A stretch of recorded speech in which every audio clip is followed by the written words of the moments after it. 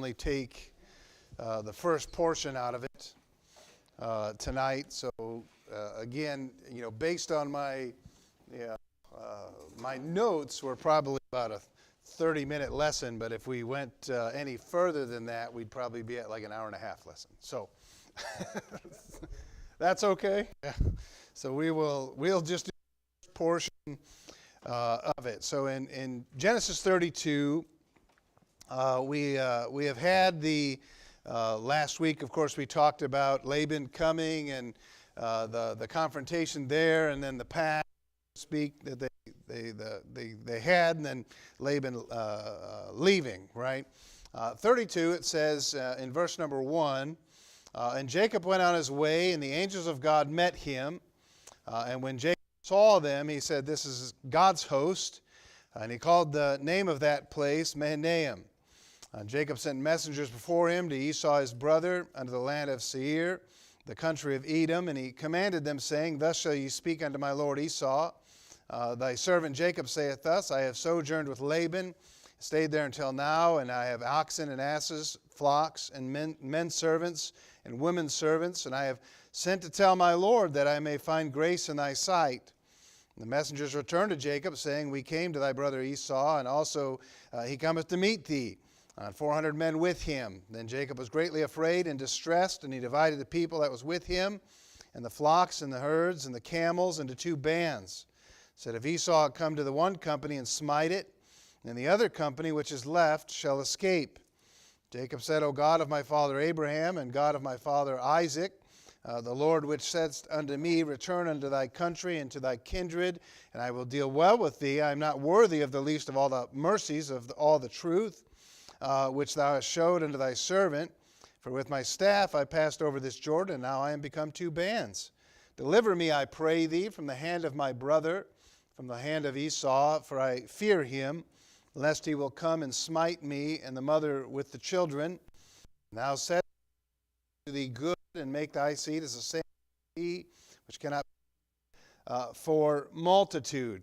We're going to read a little bit further. And he lodged there that same night, and took of that which came to his hand a present for Esau his brother, 200 she-goats and 20 he-goats, 200 ewes and 20 rams, 30 milk camels with their colts, 40 kine, 10 bulls, 20 she-asses, and 10 foals. He delivered them into the hand of his servants. Every drove by themselves, and said unto his servants, Pass over before me. Put a space betwixt drove and drove. And commanded the foremost, saying, When Esau my brother meeteth thee, and asketh thee, saying, Whose art thou? And whither goest thou? And whose are these before thee?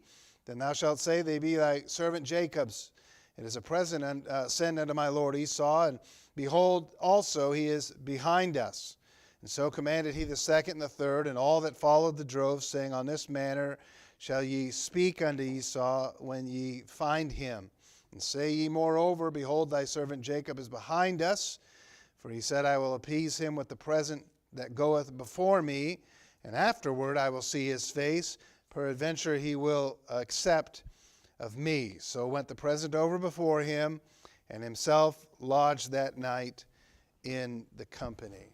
All right, we'll end there. That's all. We're going to cover that tonight from that point. So I hope you've all, as you were listening, I like to imagine what's going on here. And so we have this series of events that goes on, and I've got, in the lesson plan, I have 3 failures of trust here from Jacob, because we've looked at Jacob's life, and all through Jacob's life we find that Jacob really has a problem exhibiting trust, right? God keeps visiting him, God keeps giving him things, and Jacob continuously ends up losing his faith, if you will, slightly mistrusts God in many of these circumstances. One of the things that we look at here is that he is coming back because, and again, you all know this, but why is he going back? What's that? Because of Laban. That was one of the reasons, right? Because Laban's countenance was not upon him as it was before. And then the other primary reason. God told him to. Yeah, God told him to. Jacob He may have stayed with Laban longer, but his countenance was turned against him. But then God had told him to go anyway. And let's not give him too much flack over that, because there's certain things that God asks us to do that we wait on for whatever reason or another, right? But here we have, he's going back because God has told him to go back. He leaves here, and Laban has departed. He leaves and he starts going. It says, and Jacob went on his way. First thing that happens, right? It says, and the angels of God met him. And when you look at what is going on here, can you just envision this? That when he was going to Laban, he had Jacob's ladder, right? And he saw the angels ascending and descending. And here he is coming back into the land from after having been there 20 some years. And he's coming back. And now what is he visited by? Angels again, right? And it wasn't just like one or two. We get that from the passage where it says angels of God, so it's more than one there. And when Jacob saw them, more than one, he said, "This is God's host." So he sees a bunch of angels on his journey back, to the point that he calls the name of the place Mahanaim. Mahanaim there, and anybody know what Mahanaim stands for? If you've studied this scripture out before, what's Mahanaim? It's loosely translated as. Anybody got a guess? Two camps. I don't know. Some of your all books probably has it on the side there. My Bible says double camp. Double camps, right? Two camps, double camps. And the thought here is that who was the first camp? Jacob and his folks. And who was the second camp? The angels, right? So that's why I get the feeling here that this is more than just a couple, right? This is a host of angels that have met with Jacob. And he calls the place Mahanaim because there were two camps there, his and the angels. This is God's host, so he names the place Mahanaim. And it's interesting. We're given two verses on that, right? It doesn't reference it anymore after this. Part of me says this, and this is the first failure of trust, I think, in Jacob, that he ignores the fact that God is assuring him that he is in the Lord's will, because he's now met with a camp of angels, a host of angels. You think to yourself, what better protection could there be than the host of angels, right? There to protect you and to go before you. And so here's Jacob. He sees this host of angels that meets him as he's traveling into the land of his family here, and he recognizes that they're angels, and he calls it Mahanaim, right? Mahanaim here, but he utterly ignores the fact that this is a reassuring thing, right? If God, if in your heart you knew that God was moving you to do something, and you go to do that thing, and then when you get there, you're met with a host of angels. I mean, wouldn't that be pretty assuring that you're in the will of God? I mean, yeah. I mean, I don't know how I'd react to that, but I would be like, well, I guess I'm in the right place here. But what is his reaction to it, right? I think he names the place Mahanaim, but then immediately after, what does he do? Right? It says, and Jacob sent messengers before him to Esau his brother, unto the land of Seir, the country of Edom, and he commanded them, saying, Thus shall you speak unto my lord Esau, I have all of these things. And the messengers returned to Jacob, verse 6, saying, We came to thy brother Esau, and also he cometh to meet thee, and 400 men with him. What's Jacob's reaction in verse 7? He's afraid and distressed, right? And I'm not Jacob, right? And I'm not in the situation that he's in. But pardon me for being kind of astonished at this, that Esau's got 400 men. But what does Jacob have? a host of angels, right? I don't know about you, but I'm putting odds on the Angels, right? And that's not the baseball team, but I'm putting my, he's been reassured by God that he's in God's will, and now he's distressed over 400 men and Esau. And matter of fact, he's distressed and afraid because, and we find out, of course, we have the beauty of hindsight, right? Because we've read the rest of the passage. He is just making up what he believes his brother's going to do to him. Right? He just assumes his brother's bringing 400 men to kill him. That's his assumption, right? Did Esau tell the messengers that we're going to come and kill him? No. They found Esau. They came back. Hey, he's got 400 men coming here to what? To meet thee. To meet thee. That's what the message is. He's going to come meet you. And Jacob here is greatly afraid and greatly distressed. So mistake number one, I think he ignored the fact that God was already assuring him. Here's the angels. You have nothing to worry about. I've told you to go back there. I've told you that I've bestowed the promises of Abraham upon you. And so go back to the land that you're going to go into. And here he is. He's immediately forgotten kind of that assurance. And he responds in error. Probably his response should have been, okay, right? I've got the host, I've got the army of God with me. Let's meet, right? That should have been his answer, right? He shouldn't have been afraid. You think about some of the New Testament scriptures that we have not been given the spirit of fear, right, but of power. Jacob here shouldn't have had the spirit of fear here. But this is a lack of trust. This is an ignoring of the assurance that God has given to him. Now, why? Why does he have that lack of assurance, and why does he have that lack of trust? Well, this is mistake number two, and I've only got 3 mistakes that he made, so we're going to rush right through this. But mistake number 2 that he makes here is he concentrates on the wrong thing, right? He's concentrating on the issue of Esau instead of trusting God and concentrating on God's will in his life. Right? So he is taking his eye off of God's promises, and he is focusing on the problem at hand, right? The issue that is going on. One of the things I like to try to get through is when you are battling sin in your life, and who doesn't battle sin in their life? Raise your hand so we can point you out as being a sinner. But when you're battling sin in your life, you know what the wrong thing to do is? To concentrate on the sin, right? But that's our natural reaction.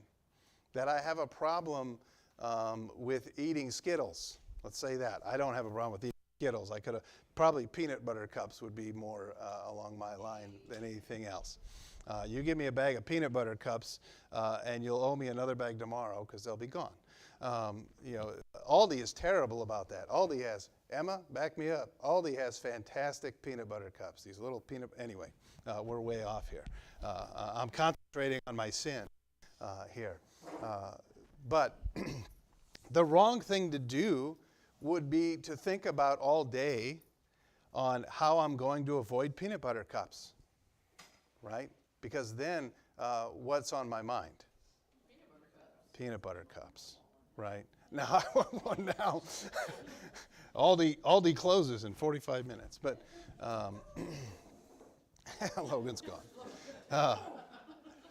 But it's the same thing with, it's the same thing with sin. If you have a besetting sin, if all you do is think about that sin, you are going to be prone to fall into that sin because that's what's going to be on your mind.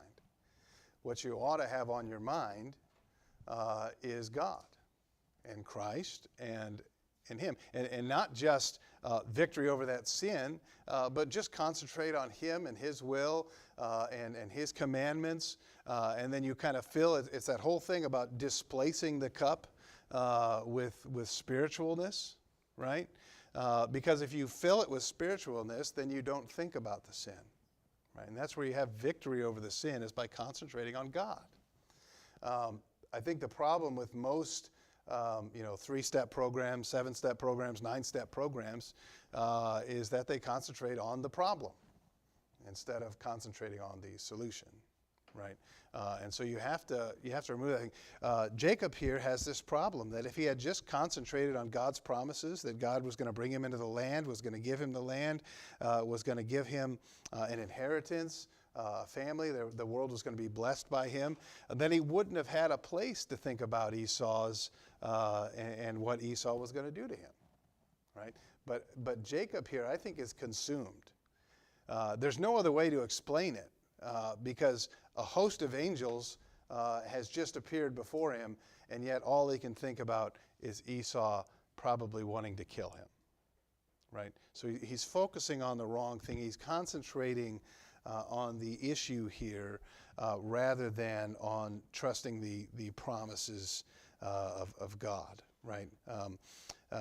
He does pray, right? And that's an admirable quality. That he prays to the Lord about it. But when he prays to the Lord about it, again, what is he concentrating on?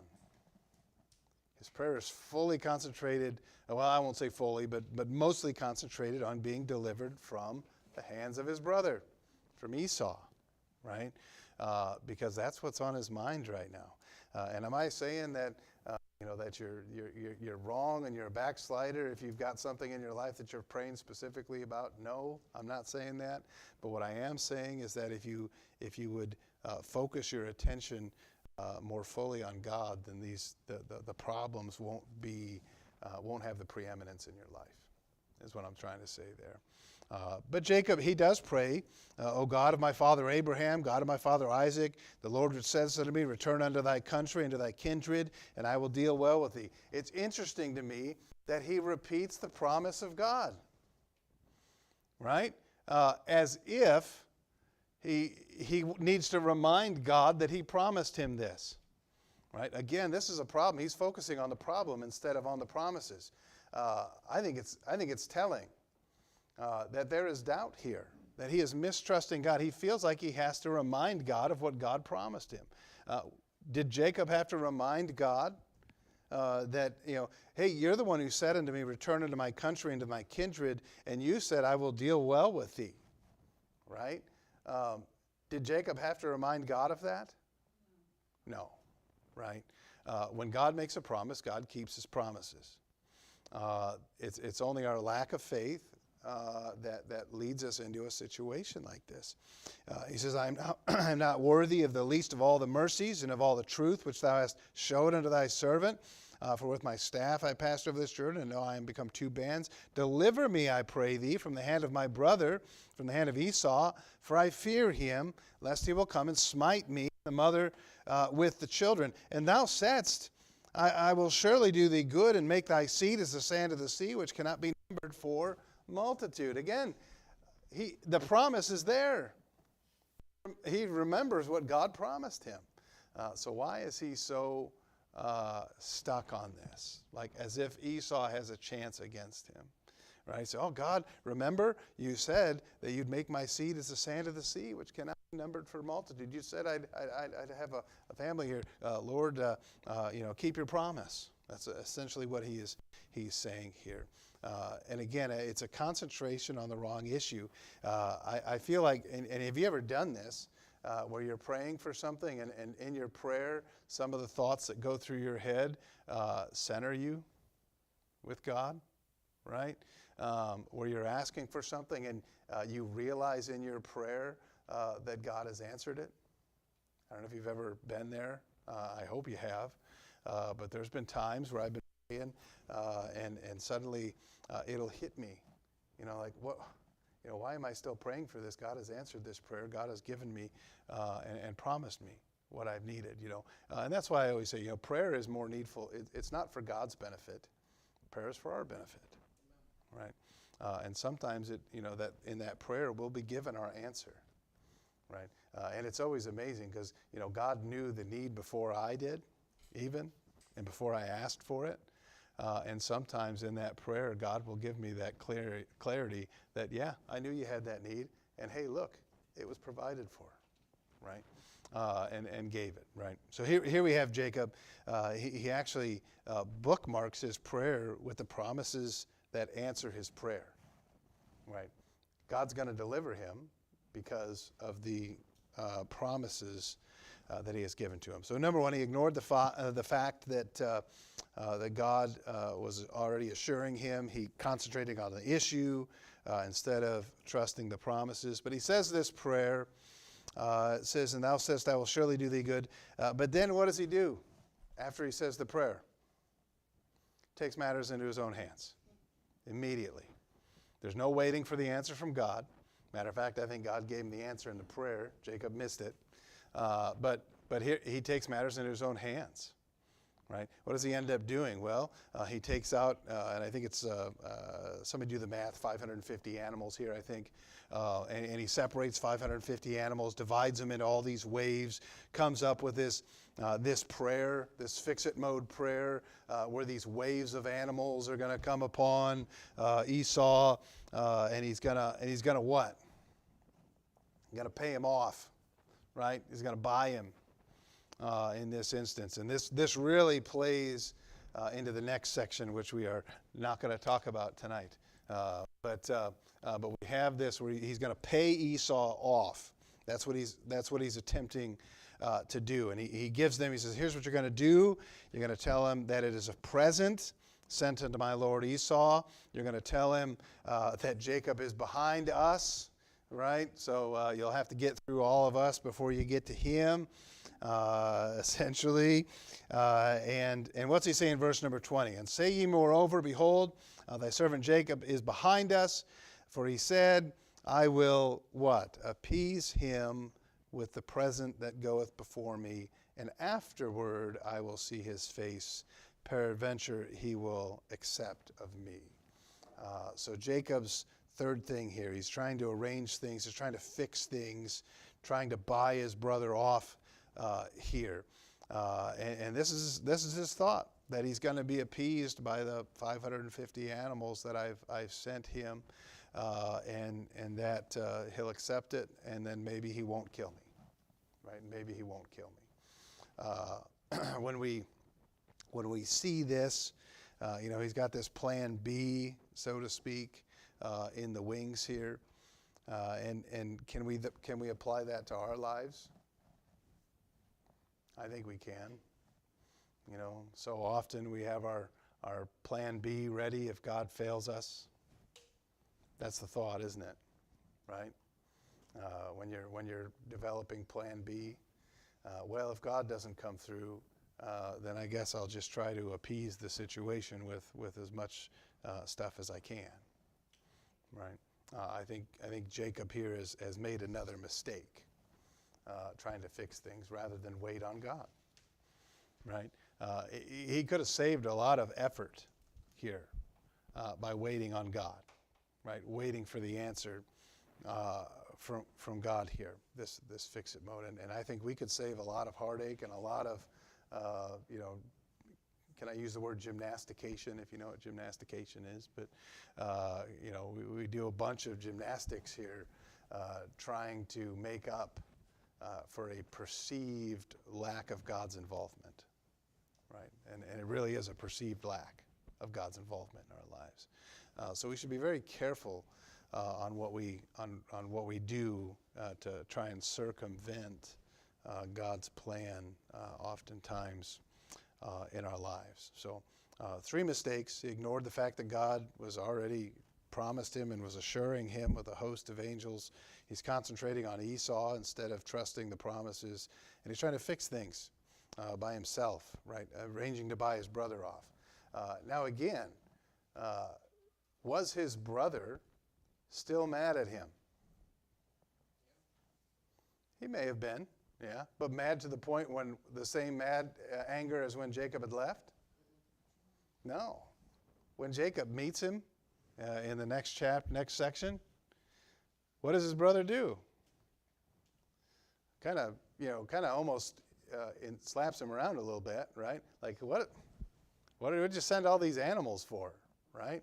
What did you do all this for? And he gives him he kisses him, hugs him, right, and loves him. A great example. I'm not going to go into it. We'll be here in another hour. But yes, here he is. Here he is. Now, we come upon this section here, and everybody knows this next section.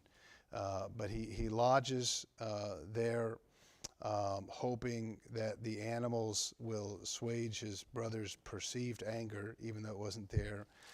And then he takes his wives and his 2 women servants. Remember last week we were talking about that, 2 wives, 2 women servants that he had with him, and his 11 sons. And of course he passes over the ford Jabbok, and sends them over the brook and stays where he was at. Again, since nobody's had any questions or anything you wanted to put in, we're going to end pretty early tonight, actually. But any other thoughts on Jacob here? What has he done wrong and what has he done right? I know I only gave 3 mistakes. I gave him credit at least for one thing. Right? He went to the Lord. Right? He went to the Lord, but then he quickly ignored what he had asked for. Right? Where's Bob? He'd keep us here another hour. All right. He's human. What's that? Jacob? Jacob's human. Yeah. And that's the thing is, he made 3 mistakes, but again, we make the same 3 mistakes. At least he didn't go back. Yep. He didn't go back. Try to go back to Laban, right? But he's still in this mode where he's going to fix it, right? He's still in this mode where he's, who knows what Plan C is? Plan B is let's send the animals over, and then hope he takes them. His other plan was, while Esau's massacring the one band, maybe the other will get away, right? You don't have to read too far into the passage to understand that was his thought. I'm going to divide us into 2. That way, while one's getting killed, maybe the other can get away, right? Same thing here. Yep. Yeah, I'm like, again, I'm not saying that we are guiltless, and I'm not saying that we should give Jacob, a terrible mark here, because we do the same things. It's just like Israel. It always cracks me up when we talk about Israel, and we'll say, man, how dumb they are, right? Over and over again, they keep going out, going back on God, and over again. You read the book of Judges. Oh, how stupid of them. Well, I believe that Israel in the Old Testament is a picture of Christian life. And if you look over your own Christian life, I don't know about you, I won't pick on anybody except for myself, but I look about my Christian life and I go, how dumb, what an idiot. The guy was pretty stupid to do that. We give Israel a bad rap, but we're the same thing. We do the same thing.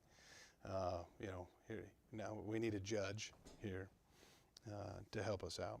But yep, like I said, we're going a little short. Is that clock right? We're going way short tonight.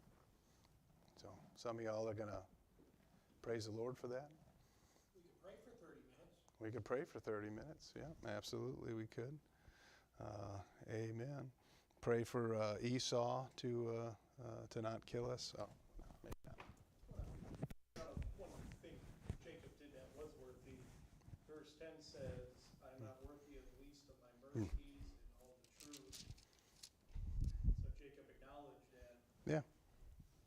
nothing. Yep. Acknowledged the strength of God and how God is needed. Yep.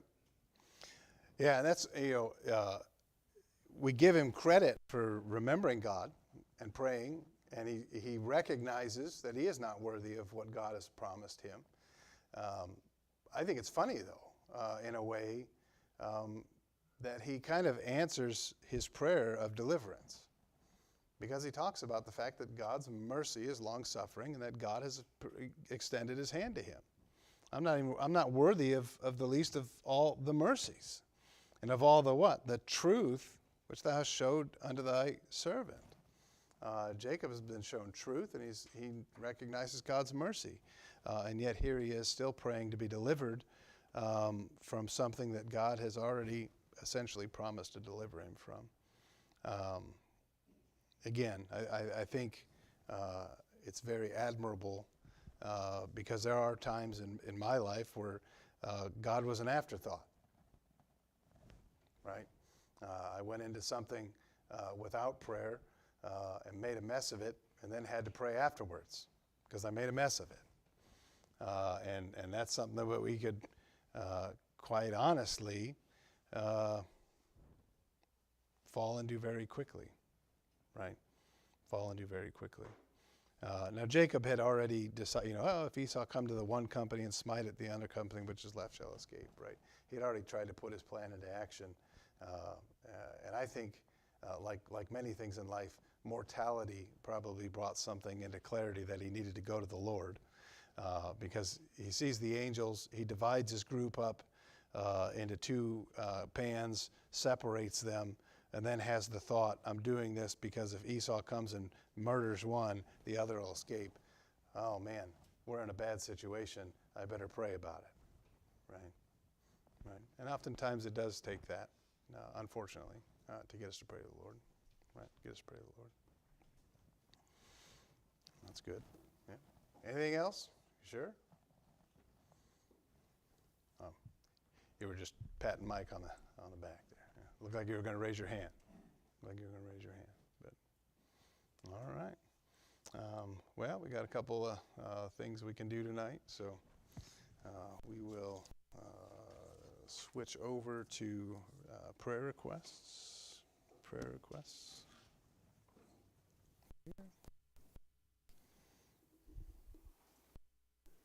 Was there a certain time when a man had sacrificials? Because today